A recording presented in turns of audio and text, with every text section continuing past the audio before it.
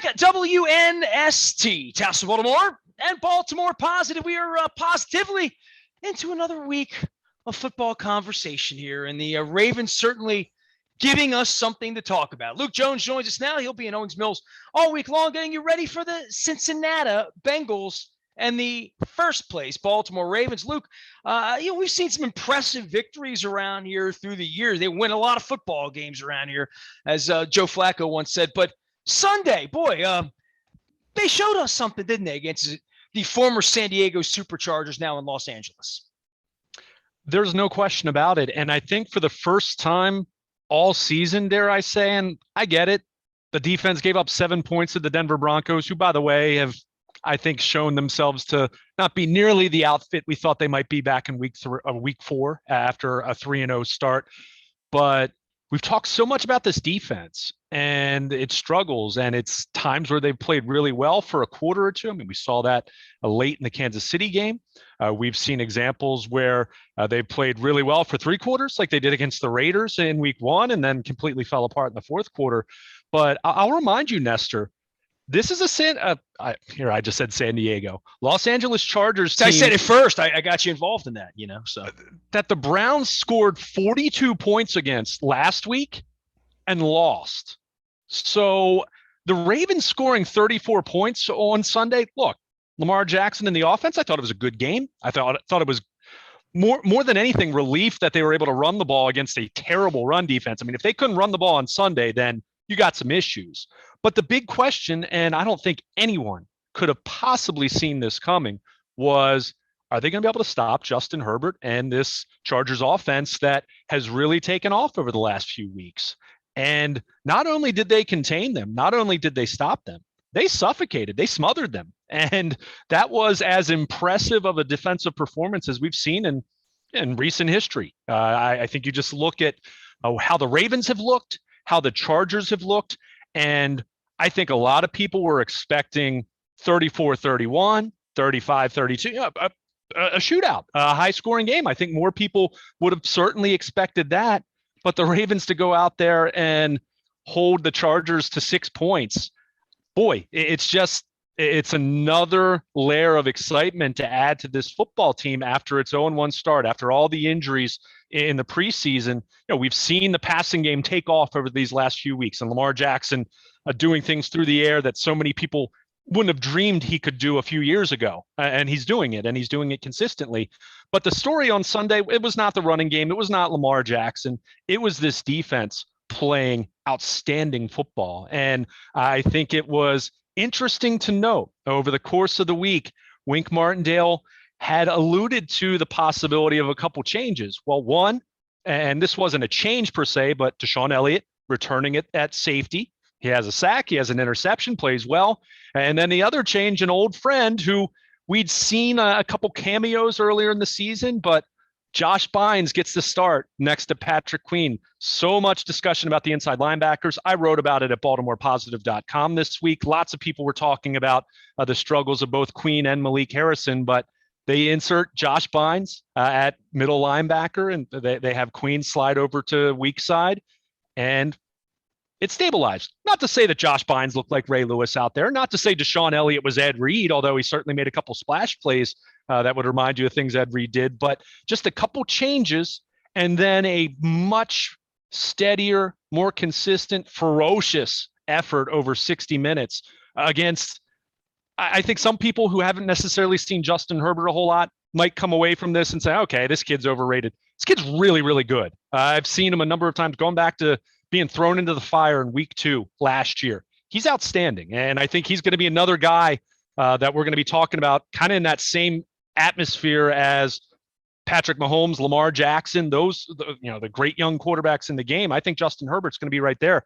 But the Ravens made him look bad on Sunday. And it's really a testament to Wink Martindale's defense and just something else now to get excited about this team. Not that you're going to shut everyone down and hold them to 6 points week after week, but the ability to do that against that offense that scored 47 points against the Browns the week before. And okay, maybe the Browns have gone in the tank because the Cardinals beat them pretty badly on Sunday as well. But you have to be really encouraged by what we saw from the defense. And, oh yeah, they still scored 34 points. And that Ravens offense that we've come to expect greatness out of over the last few years. They played a really good football game. It's just the defense was the exclamation point on Sunday as far as doing something that I don't think anyone really expected them to do to that degree anyway. Luke Jones joining us now. You can catch him all week long. All of our Wise conversations brought to you by our friends at Wise Markets. I'm trying to get back on the mend here. My back's been a mess, Luke, and I was, I had to cancel or postpone on Friday. I think we're going to try to do it this week up at Nick's Grandstand Grill and do the Maryland Crab Cake Tour presented by the Maryland Lottery. Let yourself play. But being on the shelf, I get to watch pregame football. And I got my clicker out. My little thumbs working the buttons. Rex Ryan, bet the over, bet no defense being played. I see all along shootout. It's going to be 35-31, 42-40, whatever.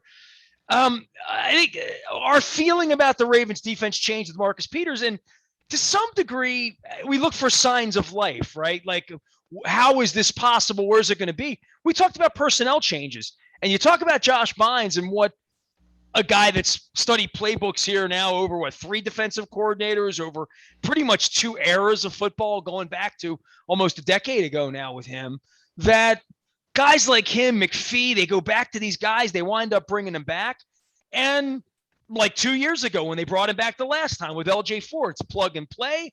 And you have something that's competent there. It may not be Ray Lewis in its prime, but it's competent and someone that knows the playbook. And quite frankly, probably somewhere back there, Ozzie and Eric and George Kokinis and Joe Ortiz saying, we like that kid when he was in Auburn a decade ago. Look, we still like him, and we like him the third time around. And you and I like Josh, too. We know kind of there's a character part of having him around, too. He's a real good guy.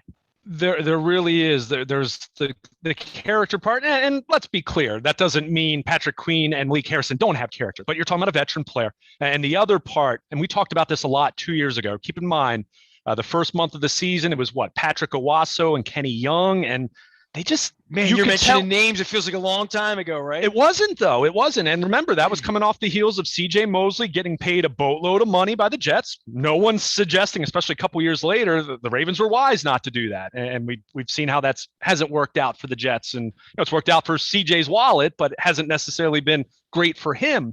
But there was always that challenge of how do you replace that? And we saw in October of 2019, they bring in Josh Bynes, they bring in LJ Fort. These guys weren't Ray Lewis and Bart Scott in their prime, but they elevated the floor. I use the term over and over. They slowed the heartbeat of that position, where it just felt like guys were out of position, trying to make too many plays, in the sense of playing, not playing within yourself, not trusting your teammates, taking poor angles to the ball. And okay, of course, last year they draft Queen. They draft Malik Harrison in the 3rd round. But you mentioned his name. They had LJ Fort there. And LJ Fort, even though Queen was the 1st-round pick and we saw him make lots of splash plays, LJ Fort was their best, most consistent, steadiest inside linebacker last year. And at all of these injuries we've talked about, there was one guy that didn't get necessarily a lot of attention because I think everyone just assumed and hoped. And let's face it, this will be something we talk about in a big picture sense that's a concern. But everyone thought, okay, Queen and Harrison going into year 2, full off season. Yeah, they'll miss LJ Fort, but I don't think this is going to be as devastating as some of their other injuries. Well, a quarter plus into the season, it was clear they missed LJ Fort. So you insert Josh Bynes back into the lineup, albeit he's 2 years older. So I think that's something we need to keep in mind here at moving forward. But again, raises the floor of that position, makes the plays he's supposed to make, going to take good angles. We saw him have 6 tackles on Sunday, had a tackle for a loss, had a pass breakup. He's on the older side, so that's something that you are concerned about, and you still want to see and frankly need to see improvement from Queen and Harrison, because you're still going to need those guys. But what did he do? He slowed the heartbeat at that position. And it wasn't just that, as I mentioned, with Deshaun Elliott being back, and they played really well defensively at every level. But it is interesting sometimes that, as Wink Martindale talked about and alluded to over the course of the week, you change up your look a little bit. And guys look around and they start saying, hey, we all need to step it up here. I mean, Patrick Queen and Malik Harrison weren't the only guys missing tackles the first 5 games of the season, not by a long shot. They weren't the only guys giving up plays in coverage by a long shot. So you do make a couple changes. You get Deshaun Elliott back. And I think in the same way that we've talked about Marcus Peters, I mean, you're talking about a three-time Pro Bowl corner, so I'm not comparing Deshaun Elliott as a player. Clearly, he hasn't played nearly as much in the league, but he is one of those guys that has a little bit of a chip on his shoulder, a guy that plays with some passion in a way that reminds you a little bit of Marcus Peters. So maybe they missed him a little more than you think, not just him playing safety, and not a knock on Brandon Stevens filling in for him, but a guy who's a little more vocal, a guy who's got a little more of that swagger on the field that we've known the Ravens defense to have for 25 years now here in Baltimore. So maybe getting him back in that capacity was a little bit of an emotional lift as well. But, any way you slice it, it's not one guy. I mean, that was a tremendous defensive effort across the board. And as I said, it excites you in terms of, all right, their defense going into week 6 was 24th in yards allowed, middle of the pack in points per game. The red zone defense and third down defense had been good, but other areas not so good. They've been very inconsistent. But to put together that kind of 60 minutes against the Chargers offense that I still think is really, really good, I mean, they kicked their ass. And that's exciting because you're going to be playing some good teams, especially as we get on the other side of the bye. And knowing what lies ahead in the month of December. We thought this was the toughest game left, right? I mean, we looked at it and we were like, well, they're probably the best team we're going to see. Cincinnati, Minnesota, Miami, Chicago, go through these games, right? They look to be the best team we're going to see before Thanksgiving to some degree. And to see the defense wake up against a unit like that, and I say wake up because you and I have been at this a while. There used to be a stat about, San Diego coming east of the Mississippi and playing 1 o'clock kickoffs and all of that. I don't put as much stock in that stuff as gamblers would or trends or whatever. But that's a serious thing, getting out of bed and playing at 10 o'clock in the morning. And they certainly, to me, given the pajamas they were wearing, look like the San Diego Chargers, LA Chargers, whatever they are. They look like a team that was a West Coast team coming East Coast to play, and it's 10 o'clock in the morning. And that over the course of the history of the game, that's been a very, very resounding statistic for West Coast teams. And I felt that way two drives in where they looked asleep. And I'm like, that's when I said, they're going to get their ass kicked today, and they did, because you don't see teams wake up from that. Yeah, I mean, there's certainly something to it. Are there times where I feel like that narrative is, and I'm not saying it's a narrative implies that it's not true. I mean, there's definitely meat to that. Are there times where I feel that can be overblown?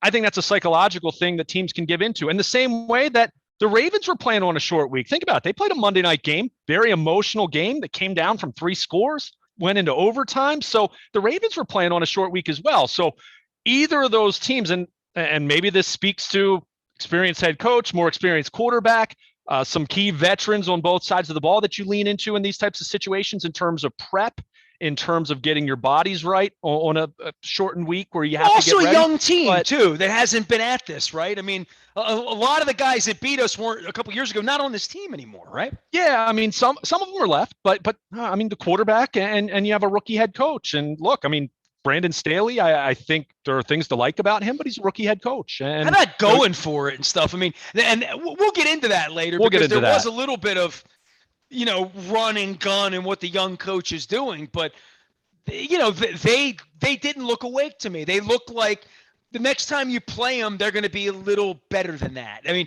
that was a sub effort for them. For the fact that we're making fun of them and our defense kicked their ass and they had to get on 6 hours on a plane back, it speaks to me of all we talked about. West Coast team, 10 in the morning, very young quarterback, young coach, like all of that. This looked like a team of pedigree on the field. And you talk about Josh Bynes and guys that are senior citizens in the league, and they kept focusing on Calais Campbell. But I look at Lamar Jackson and say he's not a rookie anymore. And Mark Andrews in Hollywood. These guys, this isn't a young team anymore. This is a team that's playoff tested now. They've lost a couple. They've won one, right? Now they come back into this thing, and it's how are we going to get home field advantage? How are we not going to roll over at home against a 4-1 team coming in here? This was a hell of a character builder for me. I called them in the second quarter, Luke. a Super Bowl contender. That's what I called them. And I don't call Ravens teams Super Bowl contenders in October. They're one of the best teams in football now, and I think they went out and proved it on the field on Sunday. I think you're right. And I think as much as there was hype for this game, and look, I thought it too. I picked the Chargers to win at 34-31. I thought it was going to be a shootout, very similar to what we saw with Cleveland and the Chargers last week. But in a game that was anticipated and billed as being two AFC heavyweights, at least young heavyweights, let's say, the Ravens looked like the super heavyweight, and the Chargers looked like I don't know, a sparring partner at best. I mean, they didn't answer the bell, and how much of that was the East Coast 1 o'clock start. I'm sure that factored into some degree, but at the same time, I don't think that was all of it, because I think the Ravens had a great game plan, and Justin Herbert, as fantastic as he has been from day one, walking into their starting lineup in week 2 of his rookie year. He hasn't necessarily seen a Wink Martindale defense that is going to use deception and bring pressure and use simulated pressure and show you man coverage look and drop into zone and vice versa, and just do all the different things that they like to do, especially against a young quarterback. I think Justin Herbert, and I'd even say take it a step further. I mean, you talked about their team in general. I'm guessing the next time the Ravens run into Justin Herbert, whether it's in January this year, next year, whatever it is, he'll probably won't be quite as deer in a headlight looking. But again, it's a testament to the game plan the Ravens put together and the performance they had. You don't want to just make it all about the chart. West Coast team coming east. I think that was part of it, but I think you just give the Ravens a lot of credit. They were very well prepared, and they absolutely not just handled this offense, they absolutely dominated them. Well, it's not often you have a quarterback on the other side that will step up into a press conference and say, they showed me stuff I've never seen. They did different stuff. That's a real tip of the cap to Wink Martindale, to put that together, to say we're going to show stuff we've never shown. We're going to confuse the hell out of this young kid. He's coming in here. We're going to make them look bad. And they did all day long, over and over and over again. Yeah. And when you talk about the 6 points they got, I mean, that's just Lamar with the worst pass of his career. I don't know that I've ever seen him throw a pass that bad. That was not really to anyone. He just didn't see that. He didn't see the guy underneath at all. And other than that, it is a shutout. And we probably are talking about this in a different kind of term. Yeah. I mean, and look, I mean, 6 points as opposed to a shutout. I mean, I have no problem calling this easily one of the best games of at least the Wink Martindale era as far as their defense. I mean, this was fantastic. I mean, like I said, Cleveland scored 42 points against this team a week ago and lost. And again, I'm not getting into Ravens compared to the Browns. It just shows that that's a hell of a lot of offensive firepower that they have that was completely stymied on Sunday. So as much as we've talked about the defense and missing Marcus Peters and other guys being in and out of the lineup, I mean, they played a hell of a football game. And we've seen the offense do what they've done. We've seen the passing game do what it's done, and you're excited about that in a big picture sense, because it looks that part of it's looked a little bit different than the last couple of years, in the sense that if they need to go out there and throw 40 times, because that's what the matchup dictates, because you're facing a better run defense that's really trying to take away your run, as we saw Indianapolis do, as we saw Denver do the week before, then you throw it, and you throw it really well, and they did that. So great. That in a big picture sense, that's exciting. In the same way, seeing this defense shut down such a high-powered offense to this degree, boy, that gives you confidence going up against anyone, whether you're playing at home, whether you're going on the road later in the season. And they're going to have some big tests. I mean, you mentioned what's coming up. Obviously they have Cincinnati, who, by the way, is better. The Bengals won once again, and certainly not going to pick the Bengals to beat the Ravens next week, but certainly a game you need to go out and play well. Can't start slow, as we've seen them do in some other games earlier this season. But you do look at that run. They get to the end of November. Cleveland at Pittsburgh. I get it. It's the Steelers, but it's still at Heinz Field. At Cleveland. Green Bay, who, by the way, everyone left them for dead in week 1, and look at how they've played since then. I don't know if you know or not, but he owns Chicago. He does. If you saw that on Sunday or not. Yeah, I've heard that. But you have Green Bay at home, at Cincinnati. Who knows what the Bengals are going to look like at that point? considering they already look better in October than they have the last couple of years. And then you have the Rams coming in week 17, which is now the penultimate week of the regular season. By the way, that's the swap off. I was wondering, like, how are the Browns playing the Cardinals? I'm like, yeah, we're not playing that division. I'm like, oh, that's the extra game. They're playing it now. The Cardinals were impressive and the Browns really weren't. Yeah, and there you go. Entering the season, you're thinking, oh, wow, the Ravens, tough draw there. They have the Rams, whereas the Browns get the Cardinals. Well, the Cardinals look really, really good as well. I mean, you have to give them a lot of credit. I mean, NFC hierarchy, they're right there at the top at this point in time. So they have some. They're going to be facing some tough teams later in the season, some good offenses later in the season. But you do this against the Chargers, that tells me you have the capability. Doesn't mean you're going to give up 6 points every week. I mean, let's be realistic. It's 2021. It's not 2000 anymore in terms of offense in the NFL, but it shows you have the capability of doing that. And that, once again, in a big picture sense, it's showing a potential ceiling for this football team that is incredibly complete and very, very difficult to beat. So I just think it was a great performance, great win, and a great confidence builder for a defense that I think needed some confidence. I think what we saw even last week in victory wasn't exactly the defense getting stops. It was a kicker who couldn't make kicks at the end of the game.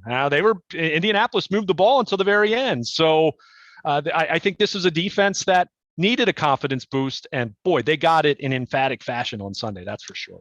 All three phases of the game coming together in the Ravens' victory over the Bolts. Luke Jones will be in Owings Mills all week long. All of it brought to you by Royal Farms. Real fresh, real fast. The WNST Tech Service is powered up by our friends at Coons Ford. Dennis Colossus will be here on Thursday from 3 until 5. Sign up for that. You get the injuries, you get the news, you get all the news that is fit to print. It's all brought to you by Coons Ford of Security Boulevard. I am going to try the Maryland Crab Cake Tour again on Friday at Nick's Grandstand Grill. If I don't have back fusion surgery by the end of the week, big thanks to Dr. Steve Elliott and a lot of people that have come forth to kind of help out and pitch in around here.